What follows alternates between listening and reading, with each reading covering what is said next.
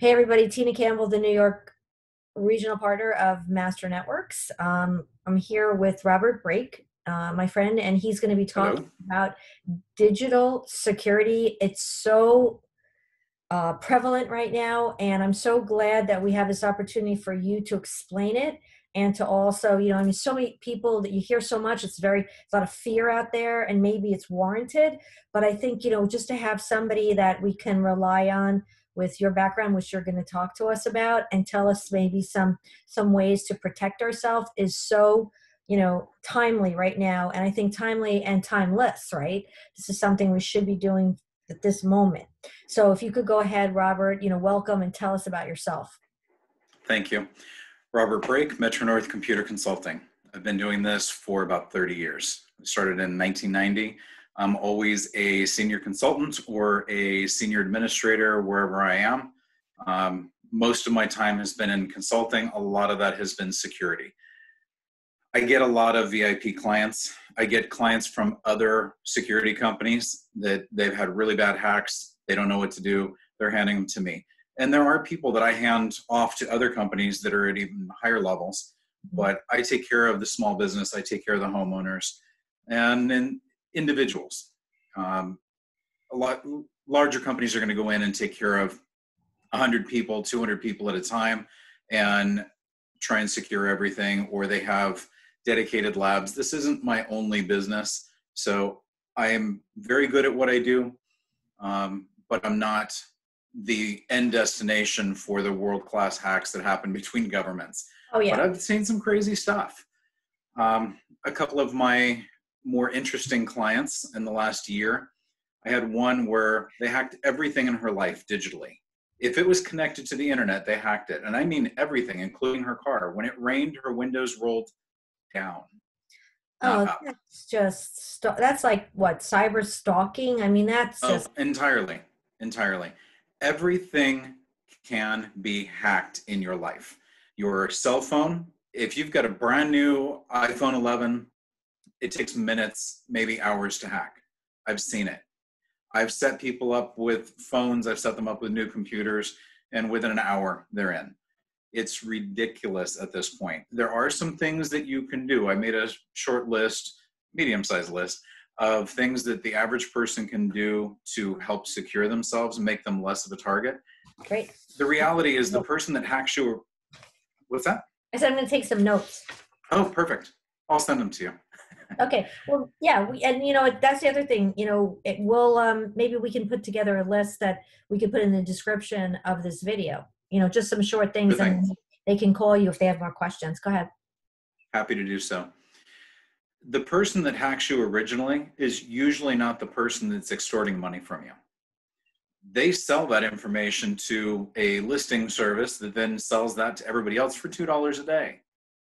So you get lots of people that get your information, and somebody will buy it, and somebody will download you and a block of people around you, and they're going to put in the encryption virus on all of them because they know how to get in. So really closing the doors before these things start to rear up is where you're going to be the most secure. You're going to protect yourself against viruses, against kids, against automated utilities. World-class hackers, you're not going to keep them out. All you can do is slow them down. But they have to want you for some reason. Somebody pays them to go Yeah. after you. Right. It's not the world class. They're not coming. They're probably not coming after me. The world class. I mean, they're going. That's governmental Exactly. level. Unless you make somebody mad with all kinds of money, it's not likely to happen. Does it happen? Yes, occasionally. You make the wrong person mad. I've got clients that happens. They're in a good place now, but they weren't for 10 years. So these things go on for a long period of time. So I'm going to go through a few things that might help the average person, and we'll go through from there. If you have any questions, you can ask, Right. or along the way. Turn off your computer when you're not using it. I used to say it doesn't matter, 6 to 1, half a dozen of another. Turn it off when you're not using it. They cannot hack it if it's not on. So the average hacker, they can't do a thing with it. They're not going to be able to turn it on. Yes? So So what you're saying, do you mean completely off or can it be asleep? Either way, it's the same thing, but for most computers, it's about the same amount of time to come up from being off, and they respond better after they've been turned off. You need to turn Okay. off every PC every 2 or 3 days and every Mac at least once a week. So if you're turning them off every day anyways, instead of going to sleep, just off. Okay. Thank you. So use a strong password and try not to share it. And this would be for your banking and your email, two separate passwords, strong passwords. I like to use passwordsgenerator.net, passwords with an S. Um, they can give you 16 character passwords. They can give you nice long passwords that you'd actually have to copy and paste someplace, or you can use a variation of things that you'll remember. The important part is your banking passwords are the same, and they change every 6 months. Your email passwords are the same, they change every 6 months. People will get these passwords over time. If you use the same password everywhere, they're going to get your passwords and try them everywhere. They'll try them on banking sites, they'll try them on backup sites, they'll try them everywhere. Your generic sites that don't matter, the DMV and other places, maybe not the DMV, but most places, generic websites that they require you to sign up, use one password for everything. It doesn't matter. Save it in your browser. Never save your banking and your credit cards in your browser. There are browser hacks out there. You go to the wrong website or click on the wrong attachment, and everything in your browser goes to them. So we definitely don't want to do that. Let's see what else. Your phone is susceptible to hacking. It takes minutes to hack a brand new phone. Strong passwords for your phone, for your Verizon account, or for your iTunes, your Apple ID. Have strong passwords, have multi-factor authentication turned on whenever possible. You can go in through most of those services, including social media, and turn on multi-factor authentication. It requires a text message at the least to be sent back to your phone, or even a password app. The Microsoft Password app, the Google Password app, they're called the Microsoft Authenticator or the Google Authenticator. They have a password that changes every 30 seconds. You can use that on a lot of sites, and that helps quite a bit. Question on that, on the phone. So one of the things that they do on the phone, and especially Apple phones, because that's what I have, it asks me if I want to save the password onto my phone, and then it has like a face recognition. What do you think of that? With the things that I have seen, if they have your phone, they own everything on it. So are they at a point yet where they can use the facial recognition? I don't know, probably not, but they will be. I don't save or use any of that on my phones. Got it. I don't save passwords on my phone. I used to have client data on my phone. This is last year, the year before, where I could look up anything for anyone on my phone in my contact records because I was so secure. I realized I'm not that secure. I had to scrub 1,000 clients' data off my phone. So I keep nothing personal on there anymore. I keep the important stuff on memory sticks, just like this, thumb drives. And I'll keep those backed up in 2 or more places. Everything can die. So your critical stuff, the things you don't want anybody to hack, it's going to be on a memory stick. Everything else can be on your computer. And that's where it becomes important that you've got good antivirus and good backups. Carbonite is great. There are some other services out there where it's automated. Everything backs up to the cloud. It's encrypted in the cloud, encrypted between you and them. So that's definitely a no-brainer. For the $80 a year, just get it done.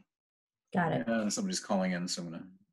Okay. So okay. Can I ask you another question? Always. All right. So I have, what do you, I won't tell you what I have because you might think it's stupid. But what do you think of LastPass and these password, you know, what would they be called? Like, Password apps. yeah, Password services. yeah. Most of them have been hacked. At some point or another, most of them have been hacked. And that's really disgusting to know that every one of your passwords has been sold to a service somewhere. So if you use a password app, again, if your banking is not in there, if your email is not in there, you don't have to worry about it as much. Your other sites, you don't care about that. Use the password app for the generic sites you don't care about. That's fine.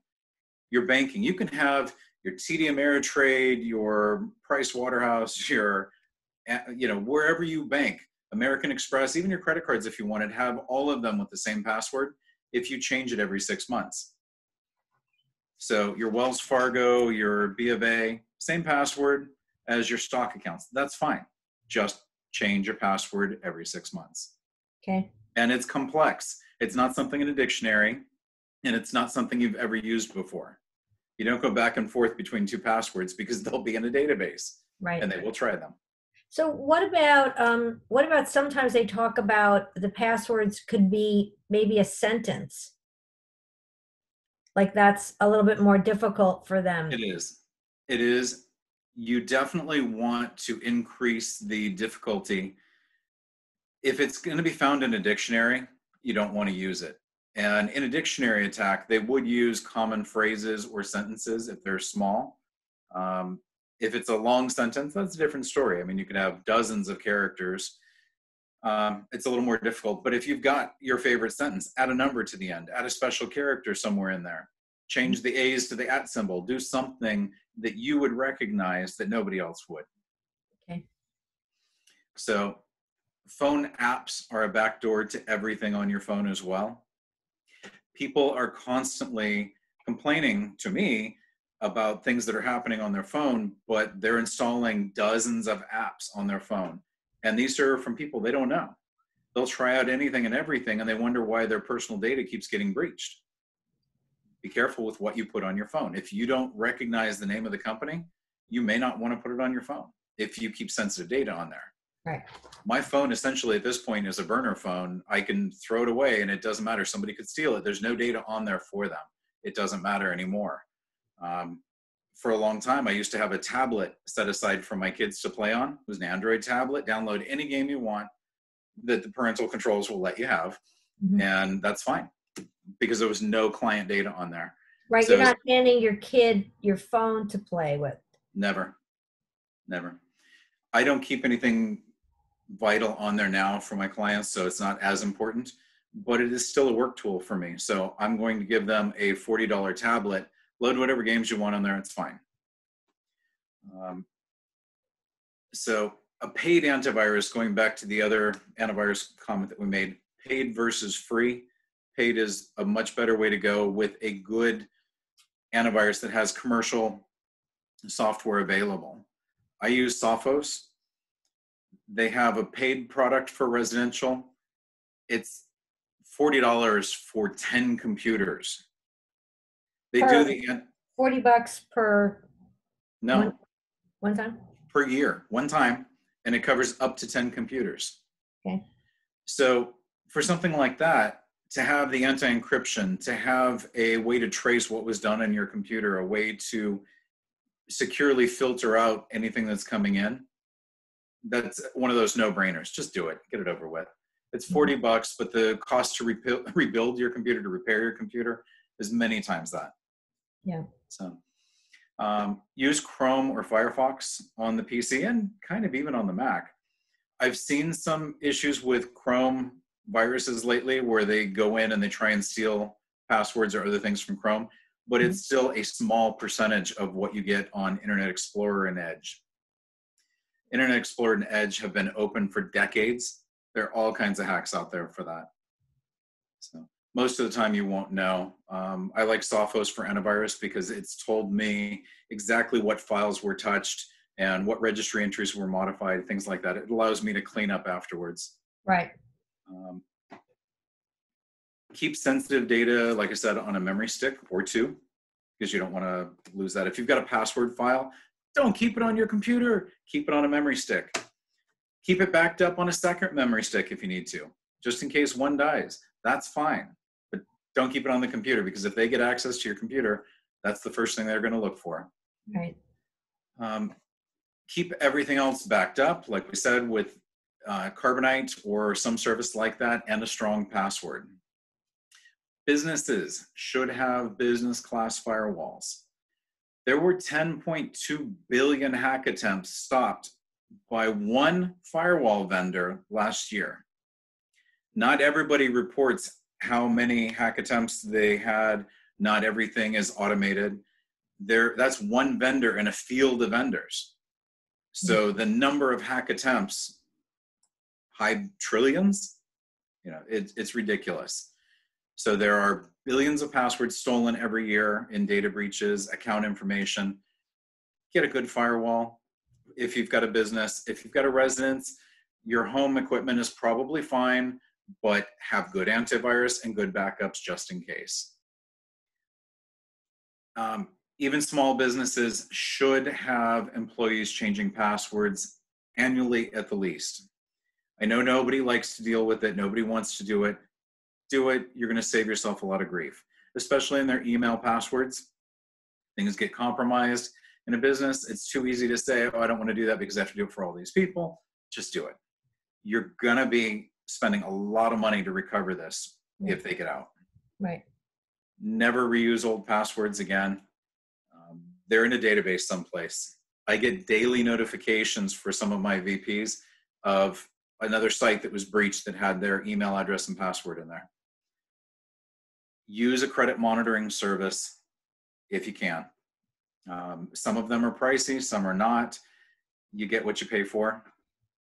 It's not about a single credit card that gets stolen. Your bank is going to let you know if your credit card gets stolen.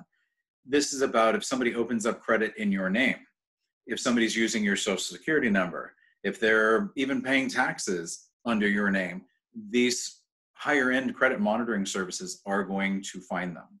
Right. So they'll be able to lock it down for you as well, resolve the issues. If you don't expect an email attachment from somebody and you don't know what it is, don't open it, especially on your phone. You're giving someone control potentially over your computer. Can I ask you a question? What can you open up an email is that okay? And just you're not clicking on the attachment. Is the email itself an issue? It can be. I've seen it be. If you've got good antivirus software, go ahead and open it. Mm-hmm. You can't stop everything, but you can stop 98% of it, 95% of it. In a case like that, you got to live your life. Go ahead and open the email. And that's the majority of it. Know that your phone is the same. It's a computer without antivirus. So if you're opening attachments, if you're opening things on your phone, you better know where it's coming from. Think about that. The new iPhones are more powerful than a lot of desktop computers. They're not doing as much, but they have the capacity to do as much, and they have no antivirus. So it's an untamed world at this point. It is the Wild West. But using common sense on what you open and what you don't, you're going to be okay. Have good backups, have good antivirus. If the IRS or Microsoft calls you, it's not them. That's just somebody trying to be. The IRS is never going to call you. Exactly. Right. Those calls I love getting. I make them crazy. I make them cry sometimes. It's great fun for me, but it's not for other people that really don't know. Right. Just hang up. Yep. What questions can I answer for you? Well, first of all, one thing I remember hearing is that there's more computer power in our phones than there were on the LEM that landed on the moon. Oh, yeah. Many times. Think about that. And these guys were shooting off millions of miles. The thing I wanted to ask you about, I have this, which is like a external, drive for like a backup. Is that a good thing? It can be. If it's not attached to your computer all the time, not. And you use it, it can be. But the problem comes in, most people that have an external drive like that, they leave it connected to their computer all the time. Problem one, you get a power spike, it's fried. You get a fire, it's toast. You get a virus, they're going to attack your backups first. I had a company breach last year. They attacked their backups first. They encrypted their backups, then deleted them, and then left a note on the drive, and then they went after their server. So you've got to have an off-site backup or a disconnected backup of some type if you want to be secure. The problem with people like you and me that want to sit there and back up to an external drive is we get busy, or we get lazy, or we get distracted. Yeah, you don't do it every day or whatever. Yeah, and if it's not connected, if it's not automated, it's not going to happen. You're right. So use a service. Just spend the $100 a year, or in Carbonite's case, it's $79 a year. Spend the money, get the service. You don't have to think about it again. Every once in a while, you check to make sure your things are backing up and that they have a copy. But you can download those files to your phone from that service, from your computer to your phone. You're out traveling, you need something in a hurry, you can get it. You just have to know your passwords. Okay. So I think that was really, I mean, that covered a lot. I think that was really the questions that I had, some of the things I'm doing. I'm sure a lot of people have a lot of questions about this. What's the best way for them to talk to you about that? Will you, you know, you could give us your contact information. Do you do any kind of consultation? Is that what, explain what your business is so people know kind of where they can come to you and get help. I'll go through all of it. Most of my business is working for corporate clients, business clients, small to medium-sized business. I would say 80% or better of my business is business to business. I do work for residential. I do work for the business owners of their homes. I do take on smaller clients occasionally. If anybody needs help, Metro North Computer Consulting, nypcfix.com. My phone number, 914-417-8249, and email robert@nypcfix.com.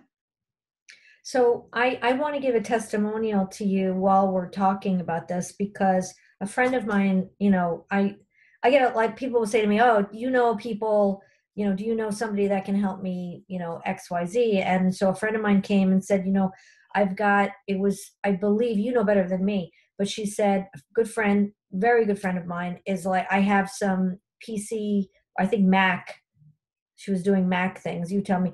But, and she also wanted to do her father's, some things in her father's home. So you really was working with the family. And I just want to say, I don't know what you did, but she was so happy. And again, I think that that's a real testament to, you know, being able to refer you out to people.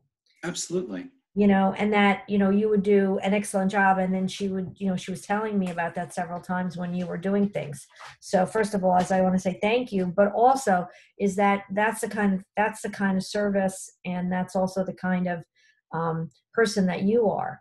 So that was really great. And it makes me look good.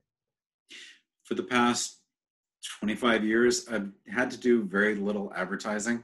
Most of my business is word of mouth. So I appreciate that. I do work on Macs and PCs, and I give people good advice. And that's why your friend was happy. Yeah. Because I'm not going to keep a 10-year-old computer alive. I'm going to say it's time to replace it. I'm not going to overcharge or make you buy hardware that you really don't need. I'm going to give you just what you need and at the right price, the best price I can find for you at that time.